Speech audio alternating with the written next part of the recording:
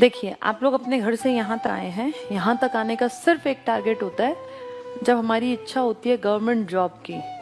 तो after 12th या after graduation हम लोगों के सामने एक बहुत बड़ा क्वेश्चन मार्क आता है, अब क्या। ये सबके साथ है, मेरे साथ भी था। आफ्टर 12th भी हमें दिखता है अब क्या करना है, आफ्टर ग्रेजुएशन भी।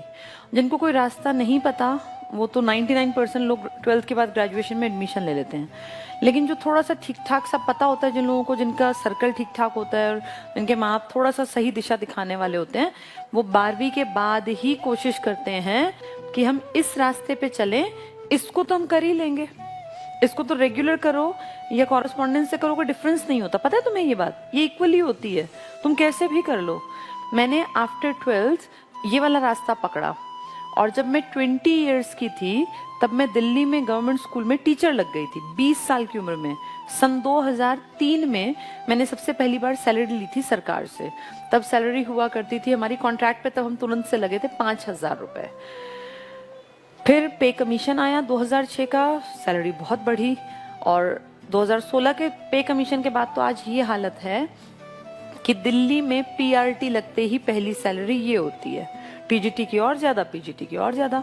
पुलिस में अगर दिल्ली में हो जाता है 40,000 के आसपास सैलरी है, हरियाणा में है तो 35,000, यूपी में है तो मेरे ख्याल 30, 32, 35 के आसपास होगी। हर स्टेट में सैलरी अलग अलग होती है, वो डिपेंड करता है वो कितना महंगा स्टेट है, वहाँ स्टैंडर्ड ऑफ लिविंग कैसा है।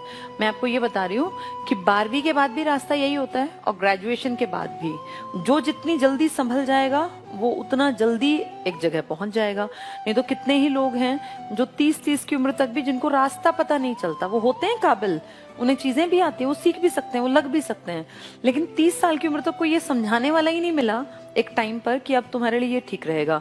तो हम दूसरे फील्ड में मेहनत करते गए, फिर वहां से लौट के आए।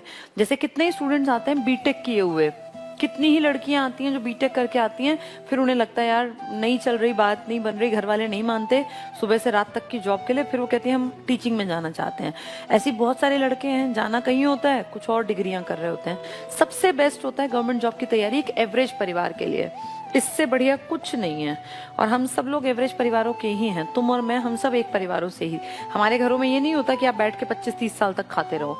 पेरेंट्स 12वीं के बाद एक्सपेक्ट करते हैं कि आप अपने खर्चे लायक कमाने लग जाएं, चाहे आप ट्यूशन पढ़ाएं, आप कुछ भी करें, कम से कम 2-3 साल और देंगे वो आपको। उसके बाद फिर वो परेशान हो जाते हैं, वो ताने भी मारने लगते हैं। वो बिल्कुल नॉर्मल है, कोई भी आदमी अपने घर अपने बेटा बेटी को कितने दिन बैठा के खिलाएगा। तो अपनी कोशिश करनी चाहिए गवर्नमेंट जॉब की जल्दी से जल्दी। परिमल सर ने बताया होगा, मैथ्स है, रीजनिंग है, जीके है और इंग्लिश है, ये बेस है, ये हर पेपर में आएगा। तुम्हें टीचिंग में जाना है, बैंक में जाना है, रेलवे में जाना है, पुलिस में जाना है, एसएससी में जाना है, एचएसएससी में, कहीं भी जाना है, ये तो सीखना ही पड़ेगा।